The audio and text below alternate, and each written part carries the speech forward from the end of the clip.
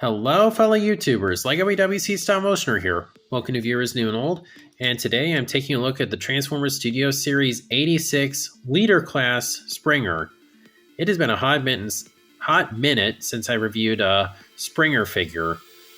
If you've been following me for a while, though, you should know Springer is one of my favorite Transformers characters. He's not really the most deep or compelling character, but he's just really cool. But I was debating if I wanted to get this figure, because I already had the Siege one, and I was pretty happy with that in terms of being a representation for a G1 Springer, but I don't know, he did have a couple things that were holding him back, and this figure improved on those things, so thought I might as well go ahead and get it. Do I think it's worth getting if you already had the Siege one? Well, we'll get into that. Anyway, looking at this car mode, it looks really good. I like that they added these. I don't know what these are, but these are from on the animation model, and definitely helps. And you can see the hands and legs; those are pretty visible there. The colors are pretty bright, and they actually removed the ports on the Siege molds. There were ports right here that you can plug the weapons into, but those aren't really anywhere to be seen here. I get that it helps with the look of the vehicle mode, but I didn't really mind them. I didn't think they were that bad. And also, this is a much more clean look. The Siege one had battle damage, which I know bothered a lot of people. I didn't mind it that much, but it is nice to have a more clean looking figure. Now, the green here isn't matched very well. That really stands out. That's a much brighter color than the rest of it. And of course, shining a light on it doesn't help, but it's pretty noticeable even in normal lighting. Still, all in all, the colors on this guy look really good. Nice bright greens, some yellowishness, some gray in the back there. Yeah, all in all, it's a really nice car mode. For some size comparisons, here he is with the rest of his 86 Autobots. We have the Kingdom Rodimus, the 86 Wheelie, 86 Blur, 86 Cub, 86 RC, and the Siege Ultra Magnus. I still don't have the 86 Ultra Magnus. I did pre-order the reissue though on Big Bad Toy Store. Like the day it was announced, I pre-ordered that, so I'm very excited to finally be getting that figure, because that'll really just make this collection feel more 86y, I guess if that's a term. I don't know, but regardless, really colorful cast of characters. I love how they look. And for the heck of it, let's do the comparison again, but with 86 Hot Rod instead of Kingdom Rodimus. And for some comparisons to Springer figures, here we have the Thrilling 31 and the Siege one. Compare how these two look. Pretty much the same, except for these things right here. And of course the color schemes. I kind of like I think I might like the green on this one just like a smidge more, just from an aesthetic standpoint. You can't really go wrong with either mode. They both do still have the pretty noticeable just thighs hanging out, but all in all, they're both good. And then the Thrilling 31, of course, this isn't really a comparison of which one is better, because these are both based on different designs. Well, at least which one's better aesthetically. I mean, I really like both. I think they both look really cool. I think the Thrilling 31 has much better weapon storage. Like with Springer, the Siege and 86 one is pretty much just throw all the weapons on top, whereas with this one, you do have the gun, but that's the only other accessory. Otherwise, the sword stores very nicely underneath, so I do like that part of it. Once again, in terms of which one I recommend, it's just a matter of, do you want the IDW one or the Siege version? But as I said, these are all super cool car forms. I want these cars in real life. So I'd say that pretty much does it for the car form. All in all, aside from the mismatched green and the thighs and hands being very visible, I don't have too much to complain about. I think it looks really good. So I guess now we can move on to the transformation, to helicopter mode. So to transform him into his helicopter mode, already we're getting into the improvements this figure makes from the Siege version. first off, just go ahead and fold these down. And go ahead and pull this up. Pull the legs back. And then gonna need to untab them. I am a little unhappy. They were really stuck together, and I kind of had to apply some force to pull them apart. And now there's stress marks on both of them, so that's kind of annoying. But hopefully that won't be too bad. Okay, so just going to rotate these around. And right here, this part doesn't require anywhere near as much force. You just kind of relocate them compared to the Siege one where it felt like you were disconnecting the thighs, and I don't know, it just wasn't really the greatest feeling thing in the world. So very glad to see that they fixed that. Otherwise, it pretty much plays out the same as with the Siege one. Just kind of pull the legs up like this and go ahead and pull these out. Tab them together. Then these just kind of peg into each other. Pull this back. And then here, I actually had to modify my figure on this arm because this tab, there's like some excess plastic on it and it kept me from plugging it in. So I had to sand it down a little bit. I don't know if anyone else has had that issue, but just something I thought I'd mention. Go ahead and do that. Pull this out, rotate it around.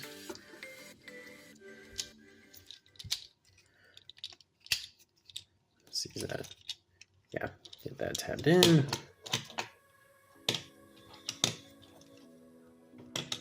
And pull this out. Rotate that down. And then get that all plugged in. One thing that really bugged me with the Siege Springer was that you had this piece that the swords would connect to make the helicopter blades. And it worked for that, but this thing just really didn't serve any purpose in the other modes, and it didn't store well at all. So this thing has always kind of annoyed me. Thankfully, though, with this figure, they went the Thrilling 30 Springer route. You just had it as this one sword that you just detach. And what do you know? You can get both helicopter blades with one sword. Who would have thought? Anyway, there we have Springer in his helicopter mode. And overall, it's a pretty solid helicopter mode. I don't think we're ever going to be able to get a Springer with a completely accurate helicopter mode that's also accurate in car mode and robot mode, because this back section here is supposed to change color, and they just can't really do that without changing the color of this part for the robot and car forms. So one of the modes has to be inaccurate, and I guess I'll take it being the helicopter mode. Definitely prefer that over the robot mode being inaccurate. Still, it's a pretty solid helicopter mode. I don't really have too much to say about it. The helicopter blades spin well. I'm glad about that. They did add a little bit of dark green here onto this section, so they kind of changed the color a little bit.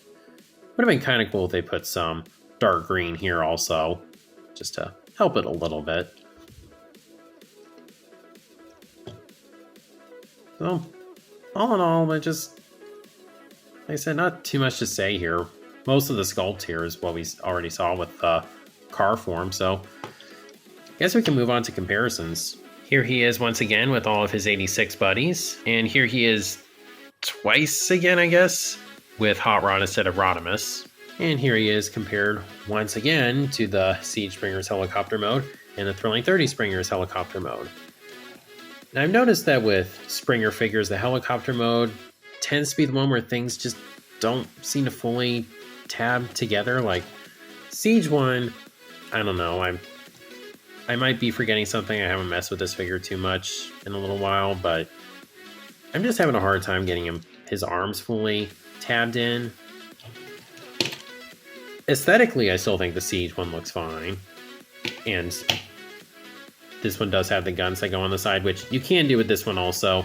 I'm just not really doing that since this is meant to be more like a G1 Springer, and I'm just kind of being a stickler for more cartoon accuracy. And he didn't have guns in his helicopter mode, so I'm not really bothering with that. But if you do want to do that with this figure, you have that option. This one didn't have the dark green here, so that's a nice added detail on this one. Otherwise, though, basically what we saw already. Then here's the Thrilling 30 Springer. And, well, sometimes they just tab in poorly. This one, as far as I know, the arms on the side just don't tab in at all. And it is a bit of a kibbly mess on the side. I don't think it's that bad, but it is kind of a mess. So, yeah, this one actually looks a little cleaner, aside from the very visible hands. But I have to say, one thing I like about this one, the arms actually tab in pretty well. I really appreciate that. We do still have this as an issue, though. These still just don't really seem to fully rest, I guess, the term I'm looking for. They don't really plug into anything. But still, in terms of just how well it holds together, I think the 86 one has the best helicopter mode. It just looks pretty good, and it's not really falling apart on me. So, thumbs up for that. So I think that pretty much does it for the helicopter mode. Now we can move on to the robot mode. So to get him into his robot mode, I'm going to start off by turning this back into a sword. And then just go ahead, rotate this section around, and then untab the arms. Go ahead and fold this down. That just collapses very easily. Pull that up. And do the same on this side. Go ahead and pull this up. And fold these up. Pull these down. Disconnect the legs. Fold this up. Then rotate it around. Collapse that. Hold it in. Tab that in. Rotate the feet down. Sure, get these out of the way. Do the same thing on this side. Take the feet around. Go ahead and just take this whole section here, fold it up, hold that down, hold this up, pull the head out, rotate it, and just fold these up. And just there's some grooves right here, gonna line up with tabs there. Just like that. And then there's some tabs on this, go into these slots, like that. Then the head, there is a tab on there. It's not very strong, but it doesn't bother me that much. Then go ahead, get these into place. Definitely feel like the arms on this snap in better than on the Siege version. It could be kind of a pain to get them into place on the Siege version, but here it's not as much of a hassle. I'm gonna just fold this up, fold these up, then angle it out. Really appreciate that touch because it goes more towards making him more accurate to the animation model. And then make him undone. And there you have 86 Springer in his robot mode. And overall, this is a really nice looking robot mode. First off, head sculpt definitely looks like G1 Springer. Really happy with how that looks. The shoulders, as I mentioned already, they were like this basically on the Siege version, which of course I'll show off more later. And that wasn't a bad look, but this is just much more accurate to the animation model. On topic of accuracy, the chest has more of a slope to it, which I greatly appreciate because once again, the Siege one, it was just very flat, and I didn't hate that look either, but I definitely prefer this look because I want these figures to be accurate to G1. And then a feature they added on this guy was he's got this little gun in his forearm like he had at the beginning of the 86 movie. I kind of wish that it folded up more, because it's just not really that noticeable. But it's just an extra little added feature that I guess I didn't really have to do, so it's relatively harmless. Otherwise, though, aside from changes made to the back, the sculpt is essentially the same. Yeah, the hands and thighs are different also, and probably these pieces also. I really need to compare that more. But just not really any major changes other than just kind of details, which is fine, because the rest of the figure looked all right. I just think the upper half kind of needed some tweaks. Now to get into his accessories, first off we have this gun. Nothing amazing, but I like how that looks. And then here's the sword that forms the helicopter blades. And I think it looks all right. It's not a bad looking sword, but I mainly just store it on the back here. I still appreciate though that all that I need to make the helicopter mode complete, I could just store on the back, so I don't have just a bunch of random parts that just don't have anywhere to go in anything that isn't the helicopter mode. This is the main sword I haven't wielded, and I like this sword. It's got a shine to it. Overall, it's good looking. So those are the main accessories I display him with. Now he does also come with the bomb that he was about to load into the launcher, and he said that I got better things to do tonight than die. And it's a nice Easter egg. I'm glad to have it, but once again, I just really don't have an ideal way to display it. So it just goes in Kingdom Rodimus's trailer. Kind of same for the rest of the accessories. He comes with this hammer that was in the Wreck and Rule collection. One of the sets, I forget which one. It's still got the mold for the Wrecker insignia. Not a necessary accessory, but I guess more accessories just doesn't hurt, although it does bump this guy up to leader class price point, which I'm going to talk about more in a second. And then he comes with these guns from the Siege one that I don't really do much with. So yeah, this figure does definitely have the problem of throwing in a bunch of extra accessories to make him a leader class, because I'll just be honest, I like this figure. I think he's a definite improvement over the Siege version. But the improvements he makes, I don't think really bump him up to being a leader class. He still feels like a bunch of things that can be done at a Voyager price point.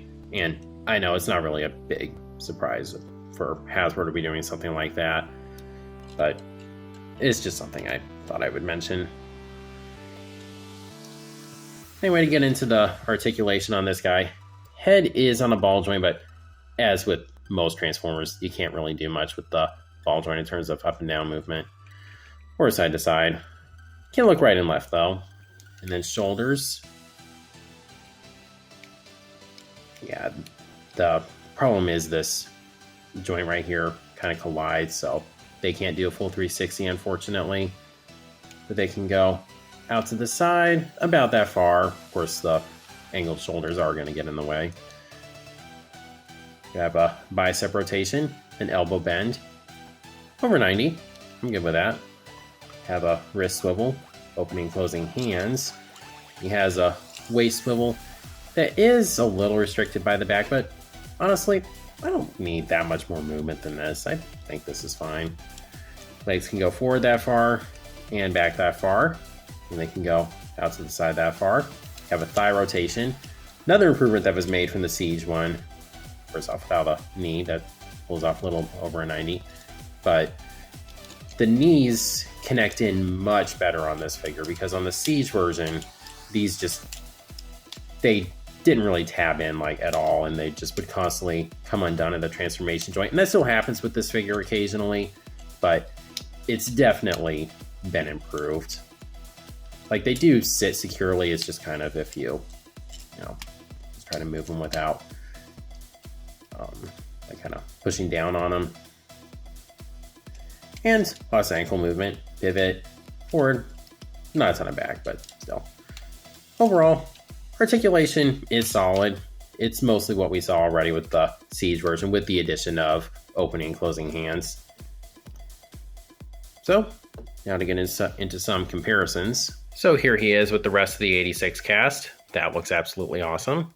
And here he is again with the rest of the 86 cast, but with Rod instead of Rodimus. And here he is compared again with his previous figures. First, I'll compare him more to the Siege one. Still pretty similar looking figures. Just this one makes some improvements, makes the silhouette overall look better. Here's what I was talking about with the Siege. We're just having a very flat chest, which, again, not a bad look in general. Just this is more accurate. And the shoulders on this one are more straight. Come on, camera, work with me here. Come on. Well, this one does actually have a little bit more movement in the ball joint on the head because it's not on like a separate joint. And then compare them with the Thrilling 31. I really can't say for sure which one's better in terms of accuracy because these are, as I said, both very accurate representations of the designs they're going for. Aesthetically, I think IDW is a cooler look, but it's really just a matter of what kind of Springer you want in your collection. Still, these are all really nice figures that I enjoy a lot. Oh, another thing I want to talk about. The hips on this guy. Hopefully they don't get that much worse over time, but I mean, these are ridiculously loose. I forget if they were like this when I first got him, but these have been really loose for quite a while now. So I'm glad to have this one with much more solid hips. They're not too horribly tight. They have just that right amount where they move easily, but they're not like flopping all over the place. So definitely glad about that. So I'd say that pretty much does it for this figure.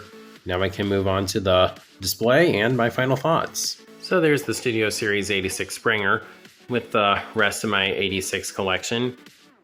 I'm really happy how this shelf is coming along. Not that much more that I really care about getting for it. I want to get a better Daniel figure. I know there's the one in the DNA design upgrade kit for Slag that I really need to get at some point. And then Ultra Magnus, I'll hopefully be getting the 86 Commander class figure sometime this year, hopefully. That's pretty much all the more that I want to get aside from a Unicron, and he won't fit on this shelf, and that won't be happening for a long time. So I'm really almost there with this shelf. Oh, I do want to get a Quintesson. I do need to get a Quintesson for this shelf at some point, and I know there's the Earthrise one, I just haven't tracked it down. But hope one of these days I'll probably, if I find one for a decent price. I forget how much those are going for now, but if I'm able to find one for an okay price, I'll hopefully get it. But back to Springer. Do I think this figure is worth getting? Yes, but I would say there's an asterisk there because, a couple asterisks, because, as I said, I don't think this figure justifies being a leader class. He's an improvement over Siege Springer for sure, but I just don't think the extra things that he can do make him, like, change it from a Voyager to a leader class. And I know this, nothing new for Hasbro, but it's something that I feel as a reviewer I should mention. And another thing is that while I have already had the Siege Springer and I didn't mind making this upgrade, I can understand why there may be some people who already had the Siege Springer and would rather just stick with that.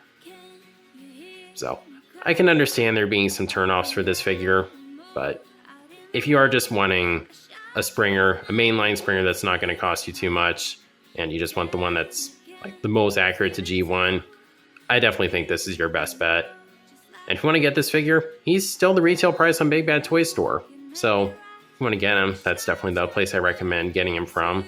And I don't know if I see a sale happening, because ideally getting him on sale would be nice, but I don't think that's going to happen because that doesn't normally happen with Studio Series figures.